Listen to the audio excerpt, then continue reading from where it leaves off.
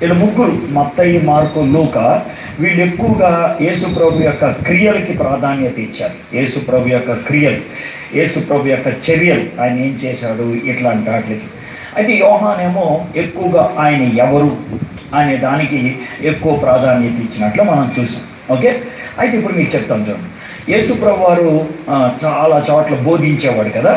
ఈ బోధించేటప్పుడు ఆయన ఒక పద్ధతి ఉపయోగించేవాడు. ఆ పద్ధతిని ఏమంటారంటే కథలు చెప్పడం అంటారు. బైబిల్లో దానికి ఒక పేరు ఉన్నది, ఉపమానాలు అని. ఎప్పుడైనా ఉన్నారా పేరు? ఒక బైబిల్లో దానికి ఒక పేరు ఉన్నది, ఉపమానాలు అని. ఎప్పుడైనా ఉన్నారా పేరు? ఉపమానాలు. మొత్తం 3 సువార్తలు, మత్తయి, మార్కు, లూకాలో 39 ఉపమానాలు ఉన్నాయి. 39 ఉపమానాలు. అయితే ఈ ఉపమానాలు ఎలా ఉంటాయంటే ఒక ఆయన రాసింది ఇంకొక ఆయన రాయలేదు. అలాగే కొన్ని ఉన్నాయి, ఎక్కువ శాతం అలాగే ఉంది. ఒక ఆయన రాసి ఇంకొక ఆయన రాయలేదు. ఎందుకు సార్ అట్లాగంటే మత్తయి రాసి ఇంకొక ఆయన రాయలేదు. ఎందుకు సార్ అట్లాగంటే మత్తయి, మార్కు, లూకా ఎవరికి రాస్తున్నారో వాళ్ళకి అర్థమయ్యే ఉపమానాలు మాత్రం రాసుకుంటూ వచ్చారన్నమాట. అంటే యేసుప్రభు చేసిన ప్రతి ప్రసంగం బైబిల్లో లేదు. యేసుప్రభు వారు చెప్పిన ప్రతి ఉపమానం బైబిల్లో లేదు. యేసుప్రభు వారు చేసిన ప్రతి అద్భుతం లేదు. కొన్ని ఉన్నాయి అంతే. ఎందుకొని అంటే వాటిని బట్టి మనం గ్రహించాలి. అయితే యేసుప్రభు చెప్పినటువంటి ఉపమానాల్లో 7 ఉపమానాలు ముగ్గురు కూడా ప్రస్తావించారు. 7 ఉపమానాలు. అందుట్లో ఒక ఉపమానాన్ని ఇప్పుడు మనం తెలుసుకోబోతున్నాం. అసలు ముందు ఉపమానం అంటే ఏంటో చెప్తాను. ఏంటంటే ఇప్పుడు మామూలుగా నేను బోధించడం మొదలుపెట్టాను అనుకోండి, సర్వసాధారణంగా బోధ అంటే నిద్ర వస్తుంది, బోధ అంటే కోపం వస్తుంది, బోధ అంటే విన్నా వద్దా అనేటువంటి నిర్ణయం వచ్చేస్తుంది. నేను ఈరోజు దొంగతనం గురించి మాట్లాడతా అని అన్నాను అనుకోండి. ఇక్కడ ఒక 4 దొంగలు ఉన్నారనుకోండి, వాళ్ళు ఎంటారు, వాళ్ళు అదనమాట. నేను ఈరోజు సినిమాల గురించి మాట్లాడతాను, సినిమాలు చూడొచ్చా చూడకూడదా అని అన్నా అనుకోండి, 190% మంది సినిమా చూడొద్దు అంటాడరా అని ఆడు మాటలే అనుకుంటా అంటే పోలా, ఇంటి మళ్ళీ ఏదో తలనొప్పి అని అనుకుంటా. అందుకని బోధని వినాలో లేదో అనేది ముందే నిర్ణయం అయిపోతుంది. అందుకని చాలామంది ఎన్నరు. అలా కాకుండా కథ చెప్తూ మొదలు పెడతాను అన్నమాట. మీకు ఒక కథ చెప్తాను, అది నిజంగా జరిగిన విషయం. ఆ కథ నిజ సన్నివేశంలో జరిగింది. దావీదు అనేటువంటి ఆయన పాపం చేశాడు. దావీదు రాజు పాపం చేస్తే ఎవడు అడుగుతాడు? ఎవడు అడగలేదు. రాజు మీద ఎవడుందంటే ఆడు అడుగుంటేవాడు, ఎవడు లేడు కదా, ఆడు ఇష్టం. ఎవడన్నా అడిగాడంటే ఎవడన్నా చెప్పేది నాకు, రా వీళ్ళు లేపేసేయండి రా అని అంటే చంపేది.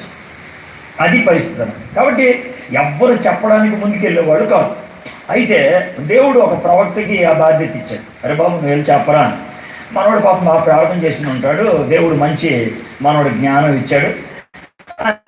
వెళ్ళాడు. ఆ ప్రవక్త పేరు నాతాను అనమాట. రాజుగారు అన్నాడు. ఏంటని అన్నాడు. ఏం లేదు రాజుగారు, వచ్చాను కథ చెప్దామని వచ్చాను సార్. ఆ కథ కదరా చెప్పు, కూర్చొని చెప్పు అని అన్నాడు. అంటే రాజుగారు 2 ఉన్నారు రాజుగారు. అందులో ఒకటికేమో 100 గొర్రెలు ఉన్నాయి, ఒకటికేమో 10 గొర్రెలు ఉన్నాయి. ఈ 100 గొర్రెలు ఇంటికి గెస్ట్ వచ్చాడు. వస్తే అడిగేది బిర్యానీ పెడదాం అనుకున్నాడు. మంచిదారా పెట్టాలి. 100 గొర్రెలు దాన్ని చంపేస్తే 99 ఒకటి బాధ ఎక్కువైపోయింది ఎలాగా అని అటు ఇటు చూశాడు. పక్కింటి వాడు మ్యాచ్ తిరుగుతూ ఉంది అటు ఇటు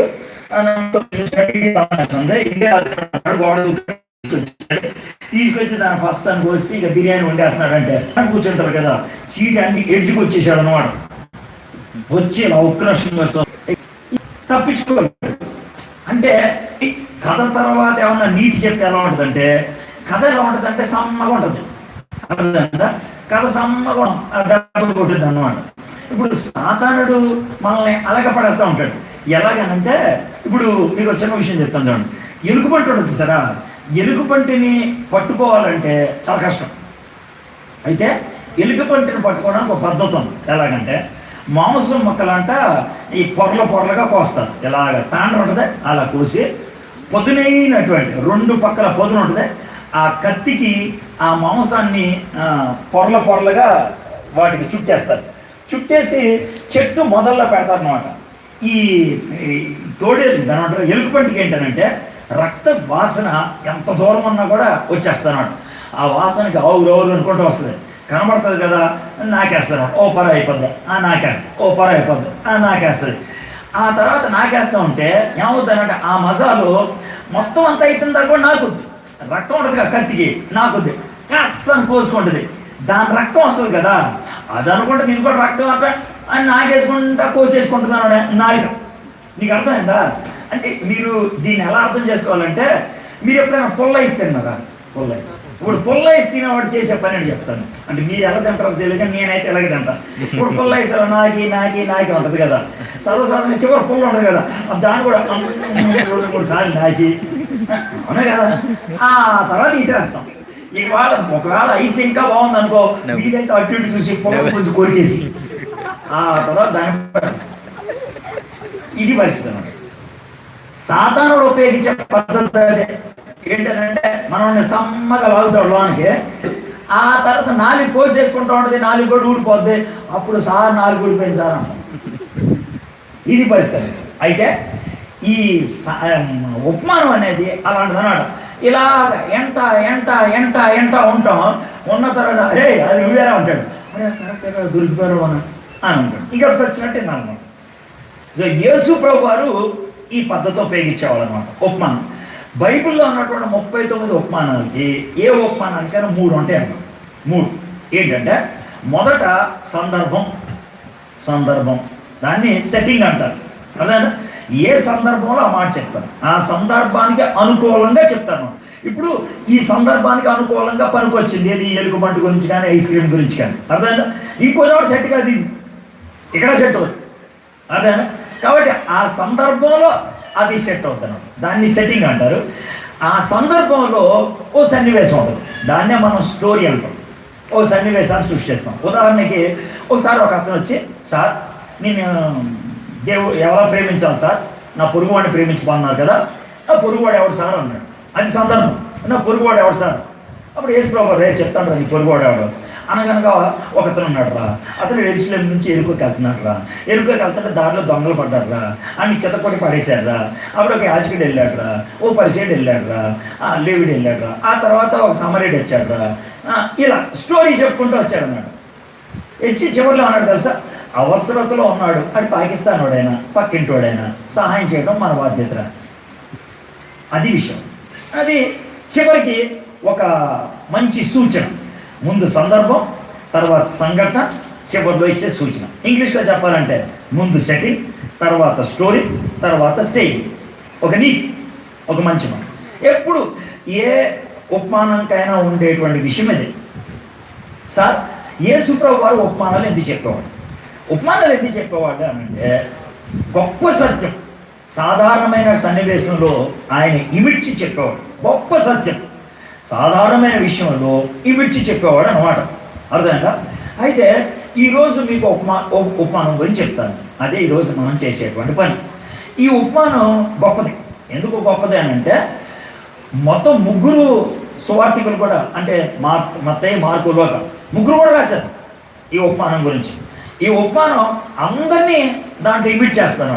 అంటే ఈ ఉపమానంలో నేను లేను అని అంటే అది మనిషి కాదనమాట. ఈ ఉపమానంలో నేను లేను అంటే మనిషి కాదు, అది పరిస్థితి. అందరూ దాంట్లో ఇరుక్కుపోయేటట్లు చేశాడు అన్నమాట. అందరికీ తెలుసు ఉపమానం చేస్తా మనకు తెలుసు అనుకుంటా, కానీ ఆ ఉపమానంలో మిమ్మల్ని ఇరికిస్తాయి. ఇప్పుడు అదే మనం చేసే పని, అది బేసిక్గా మనం చేసే పని. 13వ అధ్యాయం తీయండి. వదిలే మత్తయి సువార్త 13వ అధ్యాయం. మత్తయి సువార్త 13వ అధ్యాయం 3వ వచనం చదువుతున్నాం. మత్తయి సువార్త కొత్త నిబంధనలో ఉంటుంది, మీరు చేస్తున్నారు. అందరు తీస్తే ఒకసారి చూద్దాం. రైట్, 13వ అధ్యాయం 3వ వచనం. ఆయన వారిని చూసి చాలా సంగతులను ఉపమానంగా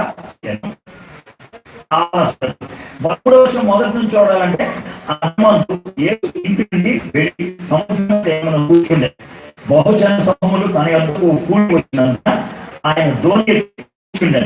ఆ జనులందరూ ధరిని నిలిచి ఉండగా, ఇక్కడ అసలు ఎంత చక్కని సెట్టింగ్ చూడండి. ముందు మామూలుగా మాట్లాడుతున్నారు, 30 మంది ఉంటారు. ఇంట్లో బయటకు వచ్చారు, సముద్ర తీరానికి వచ్చాడు. 3 మంది వచ్చారు. 3 మంది అంటే ఎంతమంది? ఒక 5,000, 10,000 మంది. 5,000, 10,000 మందికి మైక్ ఆయన. అర్థమైందా? ఇక్కడ మా 50 మంది ఉంటారు. దానికి ఒక పెద్ద మైక్, పెద్ద సీటింగ్, హాటింగ్ ఇచ్చారు. కానీ యేసు ప్రభు గారు అక్కడ 10,000 మందికి కూడా మైక్ లేకుండా మాట్లాడేవాడు. ఎట్లా మాట్లాడేవాడు అని అంటే, ఆయన ఏం చేశాడంటే మీరు చూడండి, ఆయన ధోని ఎక్కి సముద్రంలో కొంచెం లోనకి వెళ్తే అందరూ బయట అక్కడ సముద్రంలో కూర్చుంటే ఈయన మాట్లాడాడు. అంటే ఆయన ఏం చేశాడంటే సముద్రంలోకి కొంచెం, అంటే సముద్రం ఇప్పుడు ఇది ఒక 5-6 అడుగులు ఇలా వెనక్కి వెళ్తారు, ఒక 10 అడుగులు వెళ్తారు. పైగా గల్లియ సముద్రానికి మన బంగాళాఖాతంలో అరలేము రావు. అది నీళ్ళుంటే దగ్గరికి రాలేదు, అంత దూరాన్ని ఉంటారు. అంత దూరాన్ని ఉంటారు కాబట్టి నీళ్ళుంటే దగ్గరికి రాలేదు, అంత దూరాన్ని ఉంటారు. అంత దూరాన్ని ఉంటారు కాబట్టి అందరికీ వేసే కనబడతారు. మొదటి విషయం. రెండోది, నేలలో ఉన్నాడు కదా, మనం గ్లాసులో నీళ్లు పోసి ఊ అని అన్నాం అనుకో, నీళ్ళకి కనుక శబ్దం తగిలింది అనుకో, అది మళ్ళీ వెనక్కి వచ్చేస్తుంది, లోనికి వెళ్తాం. ఊ అని అరవండి, ఓ ఓ ఓ ఓ. అయితే మామూలు సిమెంట్ ఉన్న గదిలో అరవండి అంత ఆనందం. ఎందుకంటే మామూలు సిమెంట్ ఏం చేస్తుంది అంటే స్వరాన్ని తీసేసుకుంటుంది. కానీ ఇది ఉంది చూసా, ఆ స్వరాన్ని వెనక్కి కొట్టేస్తుంది. అదేనా? అంత దాకా ఎందుకు గ్లాస్ ఉందనుకోండి, డే అని అరిసాను అవతల వాడికి కనబడదు కదా, మనకి గట్టిగా కనబడదు. అదేనా? ఈ నీళ్లు లేదా గ్లాస్ లాగా పనిచేస్తాయి, గ్లాస్ లాగా. సో దాని మీద కొడితే అది ఈయన స్వరం డబలే వెనక్కి వస్తుంది. అదే అంటే ఈయన ఒక అరుపు అరిస్తే అది 2 అరుపులు అవుతుంది. అర్థమైందా? వాడి జనాలకి బాగా కనబడిపోతుంది.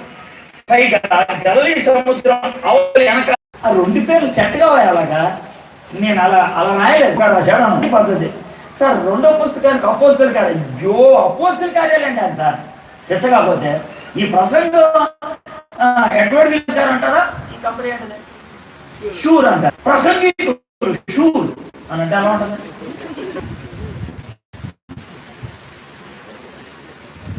అది ఎలా ఉంటుంది చెప్పండి. ఈ షూర్ మీద పెట్టుకున్నాను కాబట్టి ఇది ఉంది. అహుజా పట్టుకుంటే అహుజా, ఇంకేదో ఉంటుంది కదా స్టూడియో మాస్టర్, స్టూడియో వర్తమానికుడు స్టూడియో మాస్టర్, 2వ వర్తమానికుడు షూర్, 3వ వర్తమానం అలా ఉంటుంది సార్. అదేంటి సార్ అండి, అది అపోస్తల కార్యాలు కావు సార్, పరిశుద్ధాత్ముని కార్యాలే.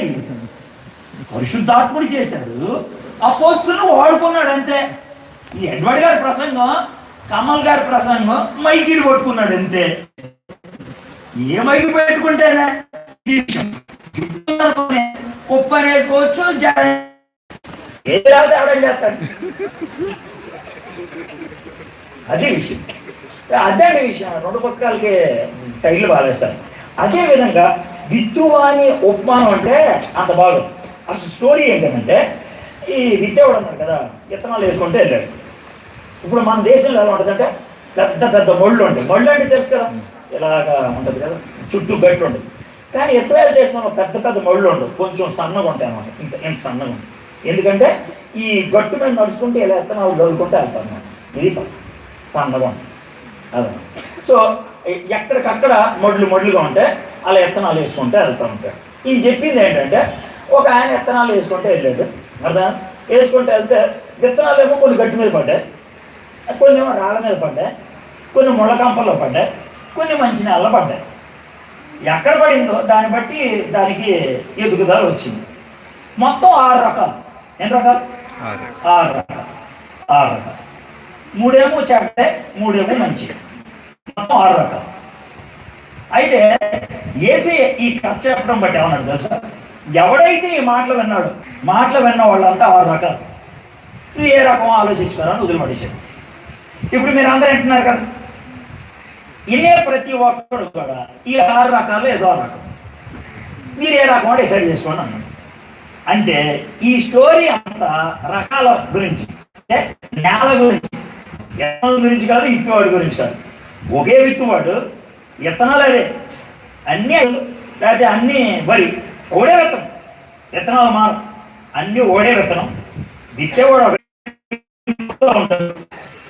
కొద్దిసేపు ఉన్నాక ఏదో ఈ మీటింగ్ ఎందుకు వస్తారంటే వాళ్ళు అటు ఇటు చూడటానికి వస్తూ ఉంటారు. ఈ అటు ఇటు చూడటం అనేది మీకు బాగా అర్థం అవడానికి బైబిల్లో ఒక సన్నివేశం చెప్తాను. బైబిల్లో ఒక సన్నివేశం, త్రోయ, ఆ ఊరి పేరు త్రోయ. అర్థమైందా? ఆ ఊరికి అపోస్తలుడైన పౌలు వెళ్ళాడు, వాక్యం చెబుతాను. సాయంత్రం అంతా వాక్యం చెప్పాడు. పొద్దున్నే 5 గంటలు వేసి వెళ్ళిపోవచ్చు. రాత్రి అయిపోయింది, అన్నాడు, ఈ రాత్రి నేను ఇంకా పడుకున్నాయా, లైట్లు బాగా వెలిగించేసేయండి, అందరు లేచి ఉంటే కానీ కొన్ని కబుర్లు చెప్తాను అన్నాడు. బాగా లైట్లు వేస్తారు, అంటే ఇప్పుడు ఇలాంటి లైట్లు ఉండవు, మామూలు కాగడాలు క్యాండిల్స్ అన్నమాట వెలిగించారు. ప్రతి వాడి దగ్గర క్యాండిల్ ఉన్నది, కాగడా ఉంది, గదంతా వెలిగిపోతూ ఉంది. అపోస్తుల కార్యం 20 అధ్యాయం ఉంటుంది, గీకలేదు ఉన్నాడు వింటూ ఉంటుంది. ఇలా అందరూ వాక్యం వింటా ఉంటే సీరియస్గా వాక్యం చెప్తున్నాడు. ఎవరు? పౌలు గారు చెప్తా ఉంటే వాడు కిటికీ మీద కూర్చున్నాడు. ఎక్కడ అది స్థానం లేదన్నట్టు కిటికీ మీద కూర్చున్నాడు. అర్థం? కిటికీ మీద కూర్చున్న వాళ్ళు ఎటు చూస్తారు? అబద్ధం బయట చూస్తారు. అర్థమైందా? వీడికి నేను ఒక పేరు పెట్టా, కిటికీ క్రైస్తవుడు అని. ఏంటంటే కిటికీ క్రైస్తవుడు. ఇంగ్లీష్లో అయితే విండో సీకింగ్ క్రిస్టియన్. అంటే ఎల్లంగానే ఎక్కడైతే బాగుండదు అనుకుంటారు. అనుకోండి, ఖాళీ చర్చిలోకి వెళ్తే మనుషులు రెండు చూస్తారు. ఒకటి, కిటికీ అక్కడ ఉందా, ఎక్కడికి వచ్చింది, అది చూస్తాం. కొంతమంది ఏమో చర్చిలోకి వెళ్ళంగానే అదే ఎలా చూస్తారు,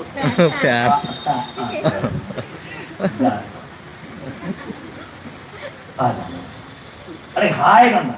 ఈ ఫ్యాన్ కింద కూర్చున్న వాడు 190% ఏం చేస్తాడు? నిద్ర పోతాడు. అర్థమైందా? ఈ కిటికీ మీద కూర్చున్న వాడు ఏం చేస్తాడు? బయట వస్తూ ఉంటాడు. అర్థమైందా? సార్ నేను ఎప్పుడు కిటికీ దగ్గర కూర్చోను సార్ అని అంటారు. మీరు బయటకు చూసే కిటికీ చూడరు కానీ ఇంకో కిటికీ చూస్తారు. అదే ఏంట్రా బైబిల్ అన్నా, బైబిల్ ఇది ఇంకో కిటికీ. అర్థమైందా? అయితే ఆ కిటికీ లేకపోతే ఈ కిటికీ. అర్థమైందా? ఆ విధంగా కిటికీ మీద కూర్చొని చూసేవాడికి ఏమైందో చెప్పంట, ఆడి కిటికీ మీద నుంచి చూస్తూ చూస్తే కింద పడిపోయాడంట. పడిపోయిన తర్వాత ఏమైందో తెలుసాడు? చచ్చిపోయాడు. అది నేను అది చెప్పడానికి వచ్చా.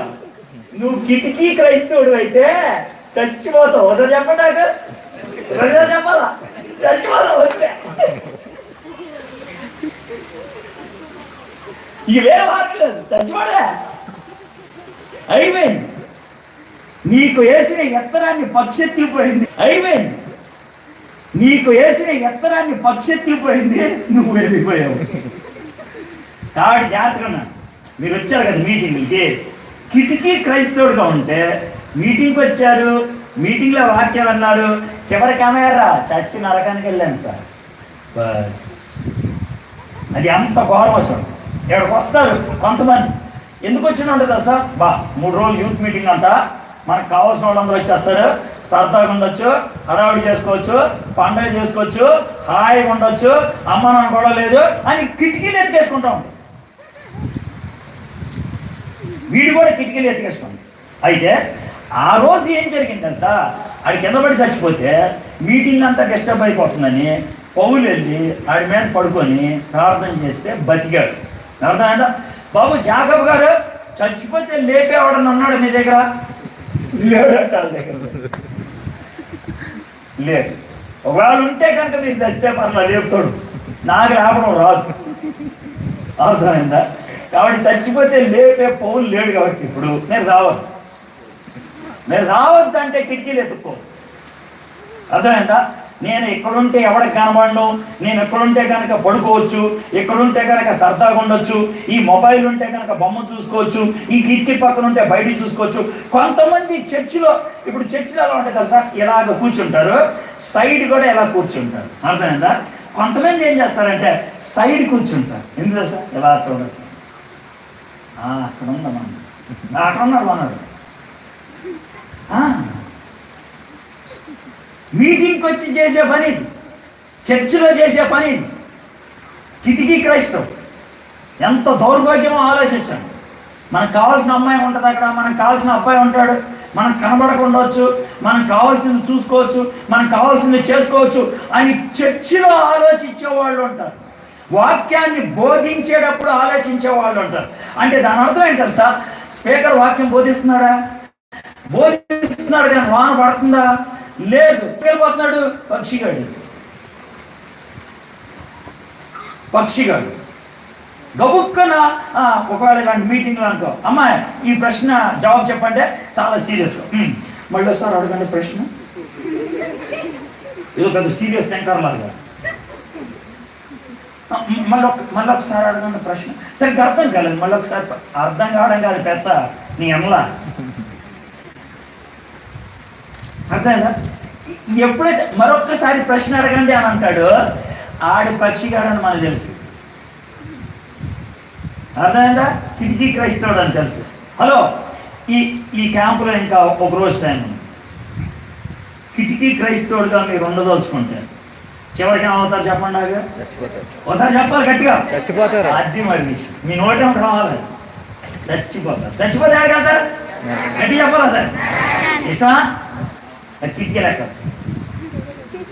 అనవసరంగా కిటికీ లెక్క కిటికీలు పట్టుకోదు, అర్థమైందా? కిటికీలు వదిలేశారు. యేసు ప్రభు కిటికీ కొండ రమ్మన్నాడా, తలుపుకుండా రమ్మన్నాడా? మరి ఈ కిటికీలు ఎందుకు అన్నారు? యేసు ప్రభు తలుపు దగ్గరికి రావాలంటే కిటికీ దగ్గరికి ఎవరు రమ్మన్నాడు? ఒకటి, తలుపులో నుంచి వెళ్ళకుండా కిటికీలోంచి వెళ్ళేవాడిని ఏమంటారు? దొంగడు అంటారు. ఎందుకన్నా దొంగ బతుకులు? రాజమార్గం దా, తలుపు తెస్తున్నాను దా అని అంటాడు. తలుపు దగ్గరికి వెళ్ళి కిటికీ దగ్గరికి వెళ్ళాలి, అర్థమైందా? ఐతుకు అనేటువంటి ఆయన కిటికీ మీద కూర్చున్నాడు, కింద పడ్డాడు, పోయాడు. చాలా వెలుగు ఉంది అక్కడ. వెలుగు అనే దాన్ని నేను ఆత్మీయంగా తీసుకుంటే ఎలా ఉంటుంది తెలుసా? చక్కటి వాక్యం బోధించబడుతుంది. పైగా బోధించేవాడు ఎవరు? సాక్షాత్తు పౌలు బోధిస్తున్నాడు. ఆయన బోధిస్తే ఒక లెవెల్లో బోధిస్తాడు, అద్భుతంగా బోధిస్తాడు. అలాంటి బోధ టైంలో మనోడు కిటికీ ఎక్కువ కూర్చున్నాడు అంటే ఏమనాలా? అలాంటి బోధ టైంలో ఆడు వినకుండా కింద పడి చచ్చాడంటే ఏమనాలా? అర్థమైందా? సమస్య బోధకుల్లో కాదు, వినే మనలు. ఇది మొదటి జాతి. కాబట్టి కిటికీ క్రైస్తవుడిగా ఉండకూడదు. విండో సీకింగ్ క్రిస్టియన్ ఇంగ్లీష్లో, తెలుగులో అయితే కిటికీ క్రిస్టియన్. ఓకే, రెండో వ్యక్తి ఎవరో చూద్దాం. 5-6 వచనాలు. కొన్ని చాలా మన్ను లేని రాతి నేలన పడింది. అక్కడ మన్ను లోతుగా ఉండనందున అవి వెంటనే మొలిచాయి, కానీ సూర్యుడు ఉదయించినప్పుడు అవి మాడి వేరు లేనందున ఎండిపోయాయి. ఇదేంటంటే హడావుడి బ్యాచ్. హడావుడి బ్యాచ్. ఏం బ్యాచ్? హడావుడి. ఈ బ్యాచ్ ఏంటి తెలుసా? మట్టి తక్కువ ఉంటుంది, అర్థమైందా? మ్యాటర్ తక్కువ, హడావుడి ఎక్కువ. అదనం మట్టి తక్కువ ఉంది, ఎత్తనం పడింది, తక్కువ మట్టి ఉందేమో టక్కువ వచ్చేసింది, తర్వాత ఎండిపోయి పడింది. అది పరిస్థితి. అందరికంటే ముందు నేనే లెగిసేది ఊడే ముందు, పడిపోయేది కూడా ఈడే ముందు. ఇది హడావుడి బ్యాచ్, అర్థమైందా? ఆతృత ఎక్కువ, ఆలోచన తక్కువ, ఆవేశం ఎక్కువ, ఆలోచన తక్కువ. తక్కువ మనం వచ్చాడు, రాతి నేలన వచ్చింది, అర్థమైందా? ఇది రెండవ జాతి. ఈ జాతికి నేను ఏమని పేరు పెట్టానంటే ఖతర్నాక్ క్రిస్టియన్. ఖతర్నాక్ క్రిస్టియన్ అంటే, ఖతర్నాక్ అనేది మంచికి వాడచ్చు, చెడ్డకి వాడచ్చు. ఓసారి ఒక క్యాంపులో, ఇలా కుర్రోళ్ళ క్యాంపులో ఖతర్నాక్ అని మాట్లాడాడు. ఒక కుర్ర నా దగ్గరికి వచ్చి, అన్న ఖతర్నాక్ అంటే ఏంటన్నా అన్నాడు. అరే నాతో కొద్దిసేపు ఉంటారా, నీకు ఖతర్నాక్ అంటే ఏంటి అర్థం అవుతాను అంటే ఆడు ఉన్నాడు, నాతో పాటు ఉన్నాడు. వస్తే ఆ రోజు గోంగూర చట్నీ, నెయ్యి, వేడి అన్నం వచ్చింది. గోంగూర చట్నీ, నెయ్యి వేసుకొని తింటా ఉంటే, ఖతర్నాక్ అందరా గోంగూర అన్నా. ఓ ఖతర్నాక్ ఉందంటే రుచా అని అన్నాడు. నువ్వు అర్థమైంది కదా, ఉన్నాను. కొద్దిసేపు ఉన్నాక ఒక అమ్మాయి గురించి మాడుతూ ఉన్నారు. అంటే కొంచెం అమ్మాయి కొంచెం హడావడి మనిషి అనమాట. మాడుతూ ఉన్నారు. మాడుతూ అంటే, రే అమ్మాయి ఖతర్నాక్గా జాగ్రత్త అన్నా. గోంగూర బాగుతున్నావు, ఇప్పుడు అమ్మాయి ఖతర్నాక్ తీసేట్టుగా. అరే కొంచెం బాగా అర్థం అవుతుందన్న. ఒక కుర్రోడు పాట పాడాడు. ఆడు చాలా బాగా పాడాడు. ఖతర్నాక్ పాడాడు అన్న. నాకు అర్థం కాదు, అన్న ఖతర్నాక్ అంటే. ఖతర్నాక్ అంటే అర్థం అయితే నువ్వే ఖతర్నాక్ అవుతాడు అన్న. అమ్మ దీన్ని ఎలా తీసుకోవాలా అన్నాను. అదంతే, నీ ఎలాగాడో తెలుసుకోవచ్చు. ఈ ఖతర్నాక్ క్రిస్టియన్. ఈ ఖతర్నాక్ క్రిస్టియన్ని ఇంగ్లీష్లో చెప్పాలంటే వండర్ సీకింగ్ క్రిస్టియన్. అది విండో సీకింగ్ క్రిస్టియన్, ఇది వండర్ సీకింగ్ క్రిస్టియన్. అద్భుతాల కోసం అన్వేషించే క్రైస్తవుడు. ఎగ్జాంపుల్ చెప్తాను, బైబిల్లోంచి ఒక ఉదాహరణ చెప్తాను. ఈ విధంగా రోజంతా వేసే వాక్యం చెప్పాడు. 15,000 మంది రోజు. సాయంత్రం అయిపోయింది, ఏసాకి ఆకలేసి ఉంటుంది. ఏసాకి ఆకలేసరే, నాకే ఆకలేస్తుందంటే వీళ్ళకి ఎంత ఆకలేస్తుందో. రే వీళ్ళు ఇంటికి పోమంటే ఇంటి దగ్గర వెళ్ళేదాకా ఉండరా, పడిపోతారు, వీళ్ళందరికీ ఫుడ్ పెట్టాను అన్నాడు. అంటే ఆ ఊరు చెందినవాడు అనమాట. ఇప్పుడు పీకను వాళ్ళు ఎవరో ఉంటారు కదా, ఆ ఊరు చెందినవాడు, బెత్సైదా అనే ప్రాంతానికి చెందినవాడు. అనే ఫిలిప్ ఏసయ్యా ఏంటంటే ఏసయ్య ఇక్కడ హోటల్స్ నాకు తెలుసు, ఎంతమంది ఫుడ్ పెట్టో ఒకళ్ళు పెట్టారనుకో అది ఎంత అడుగుతారు తెలుసా, 8,000 జీతం అడుగుతారు అన్నాడు. గుర్తుపెట్టి బాబు ఇప్పుడు పని చేయండి, మీ దగ్గర ఏమన్నా ఉన్నాయా అన్నాడు. ఆ కుర్రాడు ఏసయ్యా నా దగ్గర 5 రొట్టెలు 2 చేపలు మా అమ్మ ఇచ్చేది కొన్ని అన్నాడు. తీసుకురా అన్నాడు. అని ఒక పెద్ద రాయి మీద 5 రొట్టెలు 2 చేపలు పెట్టాడు. శిష్యులతో అన్నాడు కదా, అందరినీ లైన్లో కూర్చోబెట్టినట్టు అన్నాడు. 50 మంది లైన్లో కూర్చోబెట్టుకున్నాడు. అర్థం 1000 మంది పెడతారు పెళ్లిలో భోజనం, దానికి ఎంతంత డేక్షలు తీసుకెళ్తారు, అంత పెద్ద డేక్షలు తీసుకెళ్తారు. అర్థం ఇక్కడ మా అయితే 200 మంది పెడతాను, దాన్ని కూడా పెద్ద డేక్షలు హడావిడి ఫిట్టింగ్ సెట్టింగ్ కూర్చున్నారు 15,000 మంది. అర్థమైందా? ఆయన పెట్టించండి టిఫిన్ బాక్స్. అర్థమైందా? దాని పక్కన ఇంకో చిన్న బయలు, దాంట్లో 2 చేపలు, దీంట్లో 5 రొట్లు. అర్థమైందా? అందరినీ కూర్చోబెడితే వీళ్ళందరూ ఏమనుకుంటారు, అరే ఏసే తింటామంటే మన ఆకలి తీరుతుందా, ఎంత ఆలోచనతో కూర్చొని ఉన్నాడు. ఏం జరుగుతుంది ఇప్పుడు, అసలు ఏమవుతురా, అసలు ఎలాగరా అని అంతా మాట్లాడుకుంటారు. కొడసేకండి అన్నాడు. చూడండి సైలెంట్ ఉన్నారు. గుడ్డగాపడి దీని మీద అని ఏమన్నా, అరే అడ్మించండి రా. అందరూ చూస్తుంటే ఓ రొట్టు ముక్క తీసుకొని ఓ చేప ముక్క తీసుకొని తల పైకి ఎత్తే తండ్రి దీవించు అని చెప్పారే పంచండి రా.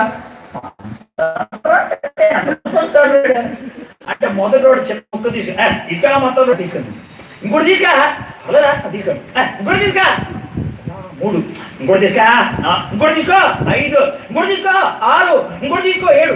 ఎందుకంటే తెలుసా, చిన్నోడు 5 రొట్టెలు తింటే పెద్దోడు ఎంత తినాలా, 10 దాకా తినాలి. అంటే మొదటోడే 10 తీసుకొని ఉంటుంటాడు. ఇంకా ఉన్నారా. ఇప్పుడు రోజంతా వాక్యం, సాయంత్రం అంతటి మహా అద్భుతం వాళ్ళకంటూ మీరు ఒకసారి చెప్తున్నారు. ఆ గుంపులో మీరుంటే యేసు ప్రభువుని వదిలేస్తారా? చెప్పండి, వదిలేస్తారు. ఆ గుంపులో ఉంటే మీరు యేసు ప్రభువుని అనుమానిస్తారా? అనుమానించడం ఏమన్నా మీరు చుప్పు తీసుకొని కొట్టాలనిపిస్తుంది. అరే రోజంతా వాక్యం విన్నావు, నీ కళ్ళెదురుగా అద్భుతం జరిగింది, అయినా నమ్మలేదు, నేను ఏమన్నా బాబు అసలు ఇంకేం చేయమంటా. అంతే, వాడికి ఎప్పుడు అద్భుతాలే. నమ్మకం ఎప్పటికీ రాదు, విశ్వాసం ఎప్పటికీ రాదు. మీరు కొంతమంది అటాయి మీటింగ్కి వెళ్తారు, బాగా చెప్పాడు రా ఇడే, అరే రామ్ బాగా చెప్పలేరా, ఇక్కడ బాగా ఇక్కడ సూపర్ రా, ఇడికి 3 ఇస్తాను రా మార్క్, ఇడికి 2 ఇస్తాను రా, ఇడికి 1 ఇస్తాను, మాట్లాడడానికి వస్తారు.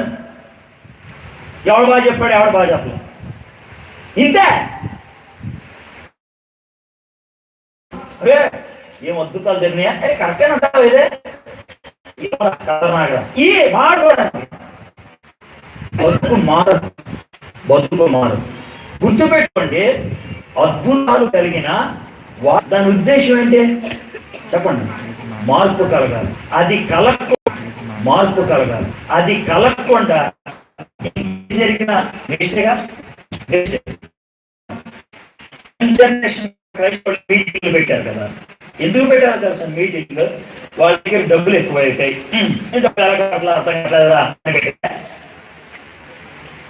లేకపోతే సెలవురా పని పడలేదు, సరదాగా చూస్తూ అద్భుత మాటలన్నీ వింటూ యేసు ప్రభువుని అంగీకరించకపోతే ఎవరితో చెప్తారు.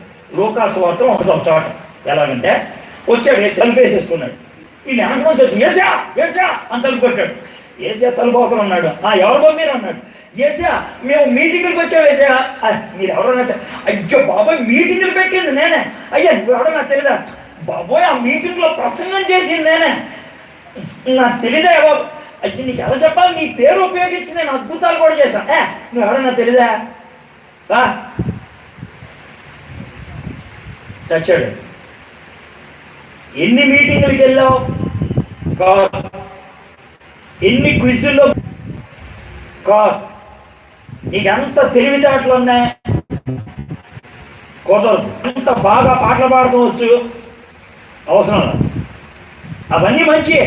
ఎప్పుడో తెలుసా, యేసు ప్రభువుని సొంత రక్షకుడిగా అంగీకరిస్తుంది, లేకపోతే వేస్ట్. రెండు అయిపోయింది. ఒకటి కిటికీ క్రిస్టియన్, రెండో ఖతర్నాక్ క్రిస్టియన్ చెప్పేశారు. అదేనా? మొదటి వాడు కిటికీ వాడు, రెండో వాడు ఖతర్నాక్ వాడు. ఇక మూడో వాడు ఎవడో చూద్దాం. ఓకే, 6వ వచనం 7వ వచనం. కొన్ని మొండ్ల పొదలలో పడింది, మొండ్ల పొదలు ఎదిగి అణిచివేశారు. అంటే ముళ్ళు ఉన్న పొదలు నేల మంచిదే, ఎదిగింది అంత దూరం పైకి ఎదిగింది. ఇంకా కాయలు వస్తాయి అనుకున్నప్పుడు పక్కన ఉన్న కంపలన్నీ నొక్కుపడేసి అయితే ఇది 3వ జాతి. ఈ మూడో జాతికి తెలుసా? కోరిక క్రిస్టియన్. ఏంటది? కోరిక. మొదటివాడు రెండోవాడు మూడోవాడు కోరిక. ఇంగ్లీష్ చెప్పాలంటే విండో సీకింగ్ క్రిస్టియన్, కిటికీలు ఎదిగేవాడు. రెండోవాడు వండర్ సీకింగ్ క్రిస్టియన్, మూడోవాడు విష్ఫుల్ క్రిస్టియన్. అంటే ఈ మీటింగ్కి వచ్చినప్పుడు ఏమంటారు సార్, మా కాలేజీలో సీట్ రావాలి అందుకే వచ్చా మీటింగ్, నాకున్న జబ్బు పోవాలి అందుకే వచ్చాను ఈ మీటింగ్, నేను అనుకున్నది అయిపోవాలి అందుకే వచ్చాను ఈ మీటింగ్. దేవుడు అనుకున్నవి చేస్తాడు, ఆశించినవి ఇస్తాడు, కానీ అది మన జీవితాన్ని నడిపించేది అవ్వకూడదు. బైబిల్ నుంచి ఒకటి గురించి చెప్తాను, నీకు బాగా అర్థం అవుతుంది. అంటే విష్ఫుల్ క్రిస్టియన్ అంటే ఎవడో మీకు అర్థం అవుతుంది. ఏంటనంటే ఒక యవనస్తుడు, ఆడు యవనస్తుడు. రెండోది ఏమో ధనికుడు. ధనికుడైనటువంటి యవనస్తుడికి ఏమంటారు చెప్పండి? ఎక్కువగా యవనస్తుడు ధనికుడు, వాడికి ఏమంటారు? కోరికలు. కోరికలు ఉంటాయి. ఇంకేముంటాయి చెప్పండి? గర్వం ఉంటుంది. నాకు కావాల్సినది అయ్యగారేమో ప్రసంగం ప్రకారం చెప్పారు, మీరేమో గుండెలో ఉన్నది చెప్పారు. గుండెలో అన్నది బాగుంది, అది గర్వం ఎక్కువ ఉంది. ఎందుకంటే నేను యంగ్, బ్లడ్ మంది ఏమంటారు యంగ్, తర్వాత మన స్టేటస్ ఏంటి? రిచ్. అర్థమైందా? Rich young. తర్వాత మూడోది ఏంటి తెలుసా? రోల్ అంటే ఏంటి? అధికారి. ఇక వాడిని ఎవరైనా పడుకోగలరా? అస్సలు పడుకోలేడు. ధనికుడు, యవనస్తుడు, గొప్పడు. ఒకరోజు ఏసీ దగ్గరికి వచ్చాడంట. ధనికుడు, యవనస్తుడు, డబ్బున్నవాడు అవును వస్తే ఏసా మన ఇది పద్ధతి, డబ్బున్నవాడు అవును వస్తే ఏసా మన ఇది పద్ధతి. కానీ బైబిల్లో వాడి గురించి ఏముందో తెలుసా? వాడంట వచ్చి మోకరించి నమస్కరించాడంట. మీరు ఏమన్నా చేస్తారు రోడ్డు కదలాగా? ఆడు చేసాడు. అసలు ఆడి భక్తి గురించి ఆలోచిస్తే ఆడి భక్తిలో 2% లేదు నాకు. అంత తగ్గింపాడు. ధనికుడు, యవనస్తుడు, డబ్బున్నాడు, ఉద్యోగం అంటాడు. పబ్లిక్ వచ్చి అని అన్నాడు. వేసి వానే కాదు, ఇమీడియట్ గా సిగ్నల్స్ వానికి వెళ్ళి స్కానింగ్ అయిపోద్ది. ఈ సాయం అని తెలిసి అనుకున్నాడు. ఏం బాబు చెప్పాను అన్నాడు. అని అంటే ఏసా ఏం లేదు ఏసా, నాకు నిత్య జీవం కావాలండి. మంచి ప్రశ్న కదా? మంచి ప్రశ్న. ఏం ప్రశ్న అడిగేస్తాను? నాకు నిత్య జీవం కావాలి ఏసా. ఓకే తమ్ముడు ఈ పనులు చేస్తున్నావు అంటే, అయ్యో ఏసే చిన్నప్పటి నుంచి చేస్తాను ఏసా. మా అమ్మ నాన్న గౌరవించడం, ఇరుగు పొరుగు అని ప్రేమించడం, అబద్ధాలు ఆడుకున్నాం, ఈ చిన్నప్పటి చేస్తున్నాం మనం. దాంట్లో ఏం లేదు, చాలా జాగ్రత్తగా ఉన్నాం. నీ ముందు సాష్టాంగ పడమంటే పడుతున్నాను. అంత బాగుందిరా. మరి ఏంటేసా నువ్వు నీ అమ్మేసి డబ్బులు తీసుకొని సగం ఉంచుకో, సగం పేదోళ్ళకి. చూసా ఇంట్లో మళ్ళీ చెప్పు, అదేరా నేను మొత్తం ఆస్తి ఉంటుంది కదా, దాంట్లో 50% నువ్వు తీసుకో. అర్థమైందా? 50 నువ్వు తీసేసుకో, 50 మాత్రమే పేదోళ్ళకి చెప్పేసా. అదేరా ఇంకా చెప్పండా ఉందనుకో, 50 ఉంచుకో, 50,000 వాళ్ళకి ఇచ్చే అని అన్నాడు. అని అంటే అంతేనంటావా అంటే, సరే సార్ వస్తాను వస్తాను సార్, ఈసారి మళ్ళీ కలుస్తాను. అంటే ఇంకేం ఎక్కువ ఇష్టం? డబ్బు, దానం. ఇప్పుడు దేవుడు తన దృష్టిలో ఏ పొజిషన్లో ఉన్నాడు? కానీ పబ్లిక్ ఎలాంటి పిక్చర్ ఇచ్చాడు? మొదటి స్థానం. వాడు డబ్బు విడిచిపెట్టలేక ఎవరిని వదిలేశాడు? యేసుని వదిలేశాడు. మీరు చాలా మంది అటే వాక్యం అంటారు. నా దగ్గర చాలా మంది వచ్చారు, 100 మంది వచ్చారు. వాక్యం అంటారు, అంత బాగానే ఉంటారు. వాక్యం విని విని యేసుప్రభు కావాలనిపించి అంతా అయిపోయిన తర్వాత 2 రోజుల తర్వాత నాకు ఫోన్ చేయడం, SMS చేయడం అంటారు. ఏ అంటే వాళ్ళకు వచ్చే బాధ అదనమాట. ఇప్పుడు నేను నా గురించి చెప్తాను. నేను యేసు ప్రభుని అంగీకరించినప్పుడు డ్రగ్స్ పొడుచుకునేవాడిని. 3 రోజులకు ఒకసారి డ్రగ్ ఎక్కాలి. ఇది పరిస్థితి. యేసు ప్రభుని అంగీకరించాను, అయిపోయింది. ఓ రోజు అయిపోయింది. 2వ రోజు కడుపు నొప్పి స్టార్ట్ అయింది, మొదలైంది డ్రగ్ ఎక్కాలని. నా మిత్రుడు ఫోన్ చేశాడు, రైట్ డ్రగ్ కావాలనిపిస్తుందా, కడుపు నొప్పి వస్తుందిరా అన్నాను. డాక్టర్ దగ్గరికి వెళ్దాం. డాక్టర్ ఏమన్నాడంటే, బాబు డ్రగ్ మానేస్తే కుడిపించుకోవాలన్నాడు. నేను నా మిత్రుడు లేదరా అన్నాను. రే డ్రగ్ లేకుండా నేను ఉండలేను రా, ఉండలేను అంటే దేవుడు అర్థం చేసుకోలేడు రా. ఇప్పుడు చూడండి, అంటే నాకు దేవుడితో పాటు ఎవరు కావాలి చెప్పండి? డ్రగ్ కావాలి. నాకు దేవుడితో పాటు డ్రగ్ కావాలి. మీలో కొంతమంది ఏమంటారు సార్, దేవుడితో పాటు సినిమాలు కావాలి, దేవుడితో పాటు సీరియల్ కావాలి, దేవుడితో పాటు బాయ్ ఫ్రెండ్ కావాలి, దేవుడితో పాటు గర్ల్ ఫ్రెండ్ కావాలి, దేవుడితో పాటు అబద్ధాలు కావాలి, దేవుడితో పాటు సింగనాదం కావాలి, దేవుడితో పాటు కోరిక. అది పరిస్థితి. ఇది 3వ జాతి. ఈ 3వ జాతి వాళ్ళు వాక్యం వింటారు.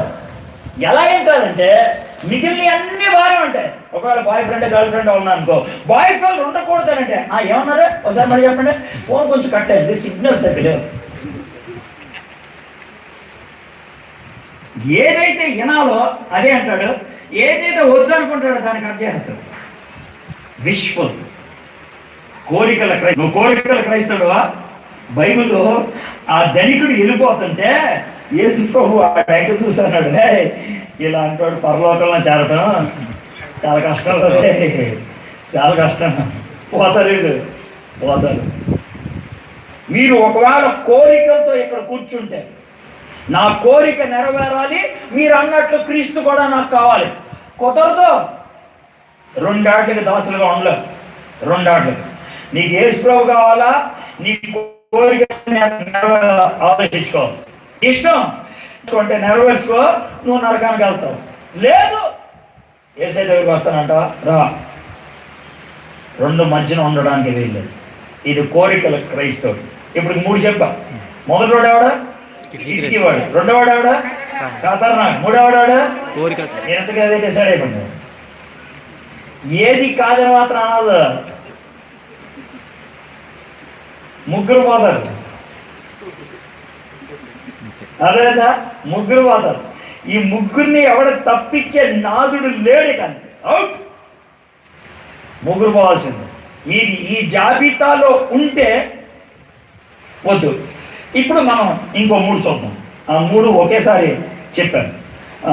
కొన్ని మంచి నేలన పడి, 8వ వచనం, కొన్ని మంచి నేలన పడి, ఒకటి 100 అంతలుగాను, ఒకటి 60 అంతలుగాను, ఒకటి 30 అంతలుగాను ఫలించాడు. చెవులు కలిగిన వాడు కాక అని చెప్పాను. హలో, అర్థమవుతాయి? నేను చెప్పింది అర్థమైనా నీకు? రే వినిపించుకోరా బాబు, ఇదే రే సరిగ్గా అర్థమైంది చెప్పు నాకు. ఇది ఎప్పుడు ఉపయోగిస్తారు తెలుసా? ఓ ప్రాముఖ్యమైన విషయం చెప్పినప్పుడు అర్థంగా చెప్తున్నా, చెవులు కలిగిన వాడు వినును గాక అనే మాట వేసే అందుకు ఉపయోగిస్తాడు. అర్థమైందా నీకు అని చెప్పడానికి అన్నమాట. దానికి ముందు ఉపయోగించిన ఉపమానం ఇది. అంటే ఇది చాలా ప్రాముఖ్యం. దాంట్లో ఏమన్నాడు తెలుసా? కొన్ని విత్తనాలు మంచి నేలన పడ్డాయి. మంచి నేలకు ఉండే లక్షణం ఇది. మంచి నేలకు ఉండేటువంటి లక్షణం ఏంటంటే, విత్తనం కనుక నేలలో పడితే విత్తనంలోంచి ఏమొస్తుంది చెప్పండి నాకు? మొక్క వస్తుంది. ఆ మొక్క ఏమిస్తుంది? ఫలాన్ని ఇస్తుంది. ఫలాన్నిచ్చే మొక్క ఏ నేలను బతుకుద్దో ఆ నేల మంచిది. ఇప్పుడు విత్తనం దీన్ని దేంతో పోల్చారు ఇక్కడ? వాక్యం. అర్థమైందా? ఇప్పుడు విత్తనం ఉంది కదా, విత్తనాన్ని సీసాలో పెడితే అన్న ఉపయోగమా చెప్పండి నాకు? విత్తనాన్ని సీసాలో పెడితే అన్న లాభమా? లేదు. విత్తనాన్ని గాడ్రేజ్ బీరువాలో పెడితే లేదు. విత్తనాన్ని అద్దాల పెట్టిలో పెడితే, విత్తనాన్ని పుస్తకం మధ్యలో పెడితే జాతకం. ఇది విత్తనం. విత్తనం డబ్బాలో పెట్టినా, విత్తనం బీరువాలో పెట్టినా, విత్తనం దిల్లి కింద పెట్టినా, విత్తనం జోబులు వేసుకున్నా, విత్తనం లాభమా? విత్తనం ఎక్కడ పడాలి? నేల మీద పడాలి. అప్పుడు మొలుసు. వాక్యం విత్తనం లాంటిది. వాక్యంగానే ఉంటే ఏమన్నా ఉపయోగమా? చెప్పండి నాకు. వాక్యంగానే ఉంటే ఉపయోగమా? చెప్పాలి వాళ్ళు. వాక్యంగానే ఉంటే ఉపయోగమా? లేదు. ఎత్తనంగానే ఉంటే ఉపయోగమా? లేదు. ఎత్తనంలో జీవం ఉందా? జీవం ఉందని ఎలా తెలుసు? మట్టిలో నడితే తెలుసు. రే దీంట్లో జీతం ఉందా అని అంటే పోతుంది జీవం.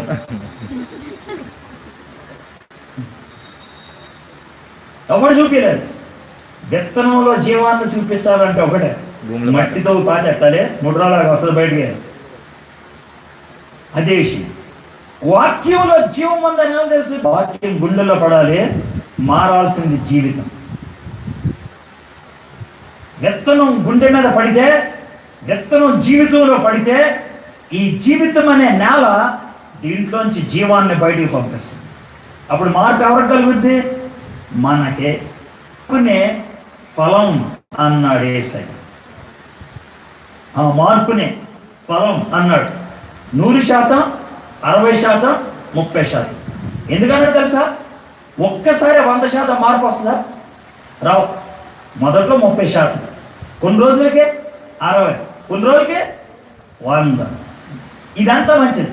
నువ్వు 30లో ఉన్నా, 60లో ఉన్నా, 100లో ఉన్నా పర్లేదు, ఎదుగుతున్నావు, బాగుంది. ఈ ఎదుగుటం అనేది విత్తనం సరైన నేలన పడింది అని అర్థం. నీకెంత చక్కగా వాక్యం బోధిస్తాను, చక్కటి వాక్యం వినిపిస్తున్నాను. వీళ్ళు చేయగలిగేదన్నీ చేస్తున్నారు, దేవుడు చేయగలిగేదంతా చేస్తున్నారు. ఇప్పుడు మీరు చేయాల్సింది ఉంది, విత్తనం మంచి నేలన పడేటట్లు మీరు చేసుకోవాలి. అవునా కదా? మంచి నేలన పడకపోతే మనం ఏం చేయాలి? మీకు మంచి నేలన పడే విత్తనం గురించి కొన్ని కథలు చెప్తాను, మీకు అర్థం. ఒకటి చెప్తాను. ఇప్పటికి 230 సంవత్సరాల క్రితం జరిగింది ఈ విషయం. ఓకే, ఆమె పేరు మేరీ జోన్స్. చెప్పండి సార్. మేరీ జోన్స్ ఇంగ్లాండ్లో ఉండేది. అమ్మాయికి 7 ఏళ్ళు అప్పుడు 2వ క్లాస్ చదువుతాను. సండే స్కూల్కి వెళ్ళేది. ప్రతి ఆదివారం వాళ్ళ సండే స్కూల్ టీచర్ బైబిల్ తీసి ఒక్క చెప్పేది, అంటే వారానికి ఒక. 7వ సంవత్సరం నుంచి 11వ సంవత్సరం దాకా ఎంత వారానికి ఒక కథ. 11 సంవత్సరాలు వచ్చేప్పుడు కొంచెం పెద్దది అవుతుందిగా, టీచర్ అంటే కొంచెం స్నేహం పెరుగుతుందా. టీచర్ గారు ఏంటన్నా, టీచర్ గారు వారానికి ఒకసారి వస్తున్నాను, మీరు బైబిల్ తీసి ఒక్క చెప్తాను, మరి ఏమంటాను. అందుకే టీచర్ గారు ఆ బైబిల్ నాకు ఇచ్చేకుండా నేను చెప్పుకుంటాను అంటే, అంత కుదరదమ్మా, బైబిల్ చాలా ఖరీదైంది, ఎంత డబ్బులు అవుతాయి అని డబ్బులు చెప్పేది. అని అంటే సరే టీచర్ అని వెళ్ళి 11 ఏట నుంచి 16 ఏట దాకా 5 ఏళ్ళు బడికెళ్ళి వచ్చేది. సాయంత్రం బడి నుంచి వచ్చిందంట పొలంలోకి వెళ్ళి, అడవిలోకి వెళ్ళి పొలం కొట్టుకొచ్చేది. ఆ పొలం అంతా డబ్బులు వచ్చేది. శనివారం ఆదివారం కొంతమంది పెద్దవాళ్ళు రెస్ట్ తీసుకుంటారు కదా, మీ పిల్లల్ని నేను కొద్దిసేపు చూస్తాను, డబ్బులు ఇస్తారా అని అంటారు. చేసి సిట్టింగ్ అంటారు. అది చేసేది అనమాట.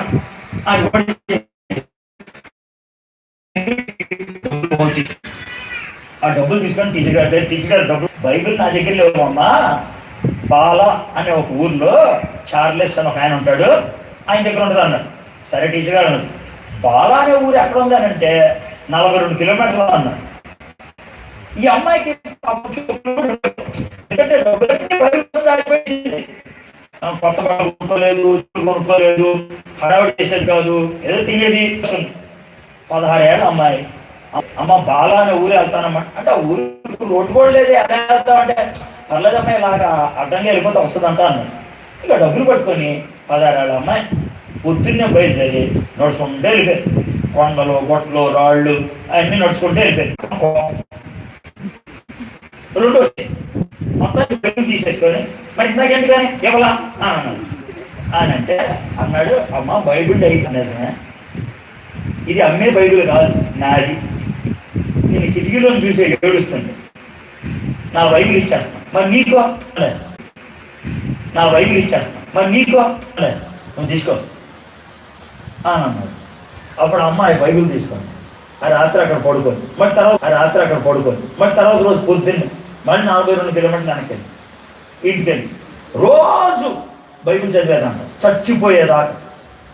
ఆమె బైబిల్ ఎంతగా చదివింది అని అంటానికి ఏంటంటే, ఇది 230 ఏళ్ళ క్రితం జరిగింది కదా.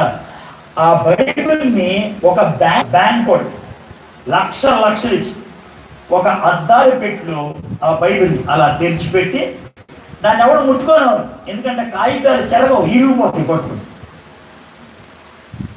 అంత వాడేసినాను, ఇరిగిపోతాయి. ఒక పాత పుస్తకాలు ఉంటే ఇరిగిపోతుంది కాగితాలు. ఆ అట్లే బ్యాంక్ పళ్ళు కొనుక్కున్నారు దాన్ని, కొనుక్కొని అట్లే బ్యాంక్ పళ్ళు కొనుక్కున్నారు దాన్ని, కొనుక్కొని అద్దాలు పెట్టి అలా ఉంచారు అన్నమాట.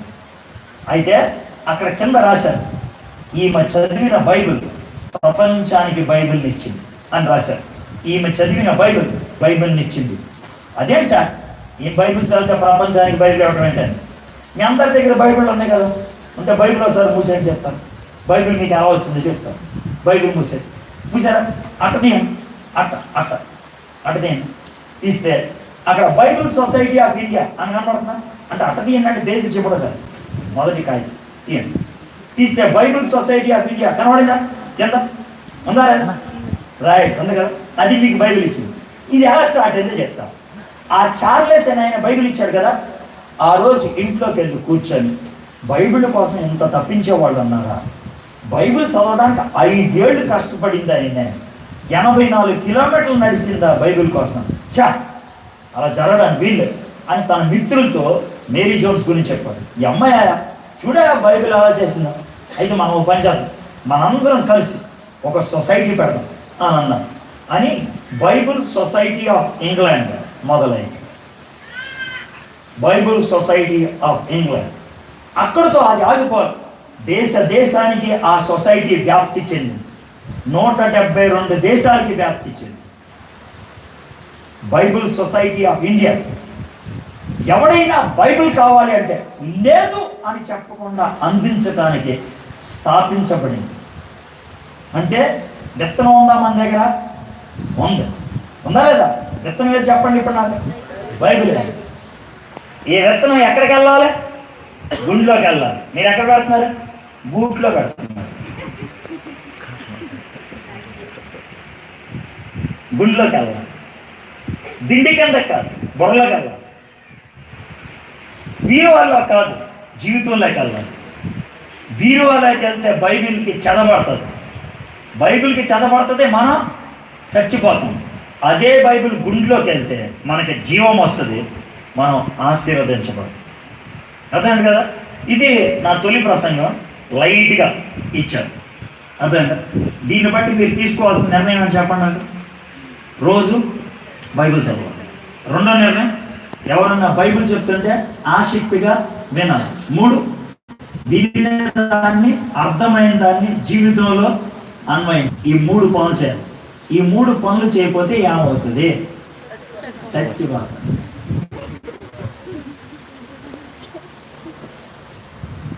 ఇంకంటే ఇది లేకపోతే చచ్చిపోతుంది, ఇది ఉంటే బతుకుతుంది. అయితే ఇప్పుడు మనం పని చేద్దాం.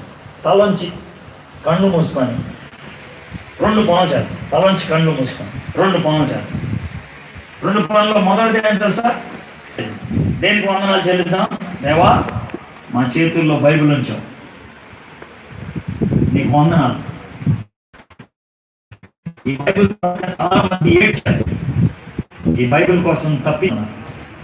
ఈ బైబిల్ మాకు అందించడానికి ప్రాణం పెట్టిన వాళ్ళు కూడా చాలా మంది ఉన్నారు. మాకు ఈ విలువైన బైబిల్ మా చేతుల్లో పెట్టేశారు. దీని విలువ మాకు తెలియట్లా. ఇప్పుడు అర్థమవుతుంది.